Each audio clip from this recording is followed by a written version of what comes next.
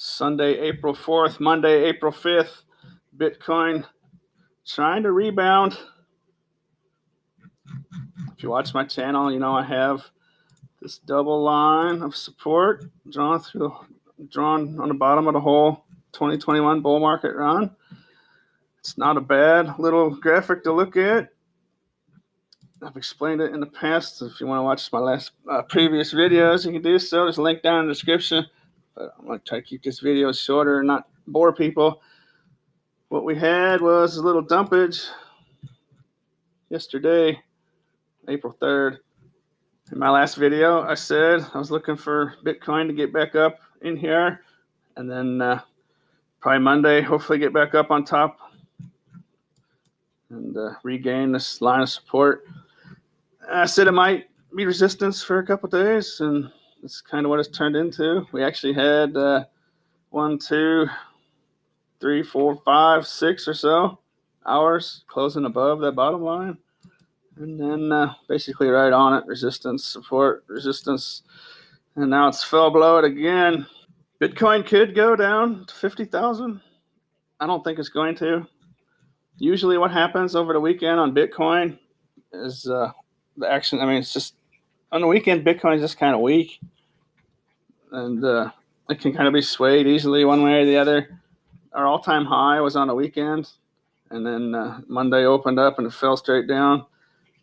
I think, I'm not exactly sure about this. You might want to check it out yourself. But I think what happens on the weekend to Bitcoin, generally, Monday when the world markets open back up, generally, whatever happens on the weekend to Bitcoin will be reversed. So hopefully that's what's going to happen here, right? Over the weekend, Bitcoin fell. So we're still on the weekend right now. Markets will be opening shortly. I'm expecting it to go back up. There's a strong line of support. If you drew in a line right about, where's my line tool? There's my line tool. If you're drawing a line about right here or so, give or take, actually kind of right where we're at, a little below where we're at right now. Draw a line right there at about 56,600. Just call it 57,000 where we're at now. Should be a nice little bouncy area. Something like that right there. I would expect a bounce here probably by the time I get this video made. But maybe if that doesn't hold, we could go down to this area. Highly unlikely. If it does go down here, that's a wonderful time to buy. So maybe that's good. For some people, I'm already entered in most of my trades, so I want it to go up. But I can do a little more buying. I can probably buy down to about the 54,000 level or so. But I'm not expecting that. I'm still expecting it to get back up here. In my last video, I talked about how this is kind of like when we were trying to break 20,000 back in late 2020, 4 or 5 months ago.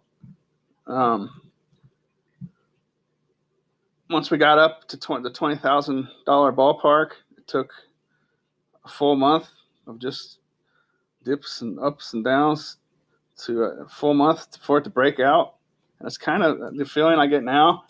So say this 58,339 is different on other sites, but our two all-time highs ago. Let's just say that is the all-time high. I mean, there's not much difference really between 61 and 58. 59 and 61, 62 that's basically the same area. So say this was our all-time high, and then we say this was like 2017, 2018. I mean, it's not, but just say that's our previous all-time high, and we got up here into the same ballpark like back when we were breaking 20,000, right? It's basically the same area. I mean, it's not that different, and we got up to it. I mean, we actually did break it here, but just say we got into this area similar to 20,000, and a month later, point I'm getting to, a month later would put us at April 14th, put us here when we actually break above the previous all-time high, which, in this essence, we're just saying it was back here at 59,000. Got back up to it, and we're just battling. We've been battling to get up to over 60,000, 59, 60,000. It's very similar. Exactly a month would be April 14th from the time we entered the same range. which is the Coinbase IPO on the NASDAQ. I talked about that in the last video, but I found another kind of odd little piece of info here. I was wondering, I've got this double line of support drawn underneath the whole bull market, right? And it's holding up pretty good. I mean, I think this double line shows like 180,000 by December 31st, 2021. So I wouldn't be surprised if we interact with this line the entire year. Let's not get off subject here, but out of curiosity, I thought, where will we break? Where will we break 62,000? Where will we actually break the previous all-time high? Now, remember I just talked about April 14th being exactly a month, like back when we broke above 20,000, finally broke out after a month of what you're basically looking at right there on the screen. It was actually a little flatter than that, but it's similar. It's not a bad comparison. So exactly a month from the point we got back into the range would be April 14th. And then I was looking at my support line for the fifth time, if I could actually spit it out. Where on the support line would we break the all-time high at a minimum, the bottom line? April 14th, 62,000. Coinbase IPO on the NASDAQ. On the top line, it's 63. The top line, if we're above it, is going to be April 10th. And I've been looking around on YouTube, and some real good professional analysts have taught me that this Coinbase IPO is likely to produce a top in the days leading up to the IPO, and then perhaps on the 14th, the 15th, the 16th, the day or two after the IPO, or somewhere around that time. Anyways, after the IPO, there might be a dip, might be a drop, might be a dump. But I just thought that was interesting. If you follow this line of support, the days leading up to April 14th are supposedly where the peak top will happen. If there is a top, if it does cause a top, if it does cause a push. So NASDAQ is the tech market. We go here and get an update. What's happening on the futures? All three, Dow, S&P, NASDAQ, all in the green. NASDAQ's basically flat, but Bitcoin is still tied to these. When the NASDAQ does good, Bitcoin does good, so that's good. Those are in the green. In conclusion, Bitcoin could go down. I'd be surprised if it goes past 56,500. Below 50,000 is where the Leviathan lives. I think 50,000 is well protected. I think that's not even really worth talking about. But what I'm looking for is the weekend trend down to be reversed Monday. Whether this line of support is going to be resistance or support, I don't know. But I'm assuming throughout the first and second week of April, we will be in an upward trajectory. I think it's highly, highly likely. And I just think that's interesting how that fits together exactly a month after we got back into the area. Put us at April 14th, Coinbase IPO. How did they get to that date to IPO on the 14th exactly? Is it just a coincidence? I don't know. But I just think that's kind of neat. And this whole support line, on average, basically would break into 62,000 April 13th. April 14th from the bottom line. The bottom line, April 14th. It's just, look at that. It's just perfect. Over down the right, that gray box, 62,033. So what's the top line? Where do we get to 62,000 on the top line? April 11th, late April 10th, start of April 11th, 62,000. It's almost lining up perfect. Second week of April pumpage. To me, I don't think there's really anything worth talking about besides that. I'm just a dude on YouTube. I suggest you educate yourself, do your own analysis, get to a point where you can do your own stuff. There's some really good high quality analysts on YouTube. I suggest you find them. They will become obvious to you. Generally, it's the ones that aren't really trying to sell you stuff and push stuff down your throat. I mean, they all pretty much have referral links for commissions to trading sites and whatnot, but you can kind of tell the ones that actually are giving you good information and not just making videos to make money. You know, a real successful trader, why would they be focused on trying to sell you stuff constantly? But anyways, that's just something you might want to watch out for. So let's see here. Is there anything else worth talking about? What I think is going to happen is we're going to bump back up on here. Basically the same thing I said in the last video. Maybe resistance for a while on Monday. Monday kind of going off in here, and April 6th, April 7th, April 8th, April 9th. I'm going to deal with another weekend. The next Monday will be April 12th. Perhaps over the weekend, who knows what's going to happen. April 12th is Monday. So I'm looking for the next serious little wave. What do you say, folks? Even the best analysts can only really say it's going to go up or it's going to go down. You know, they can focus it down to one spot in time, and then say it's going to go up or down. But that's really the best anyone can ever do. I like this long-term stuff. That's mainly what I'll focus on. Monday, April 12th is Monday. 13th, Wednesday. 13th, Tuesday. 14th is a Wednesday. I'm looking for April 12th. April 12th to be up in here.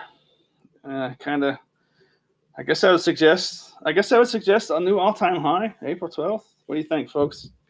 Let me know what you think in the comment section below.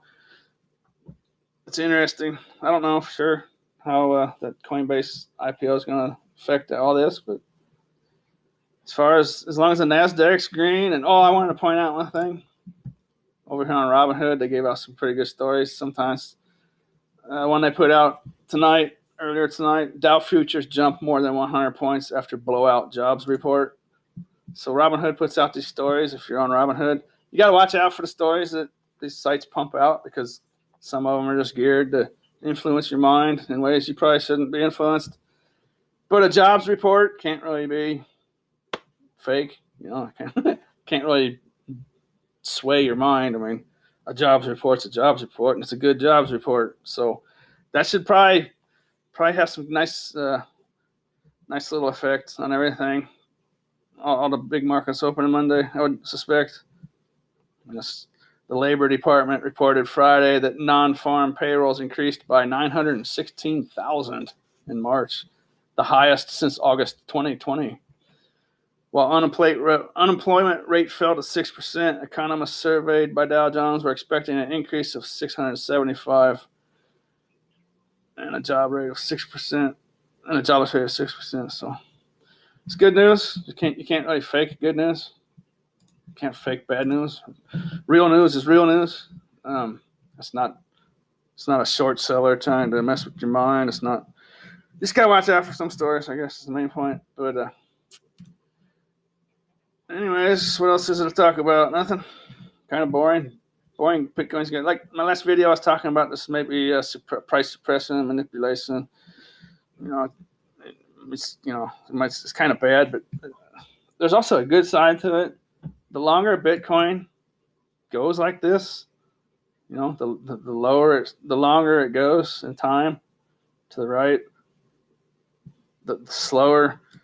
The lower it stays and the less peaks and volatility there is, it's good, because we don't want it to spike up to 90,000 this month. That's bad, because that would imply a dump, back down to like 70,000 or something. It'd be real unhealthy. So I don't know. It's just appearing to me that the longer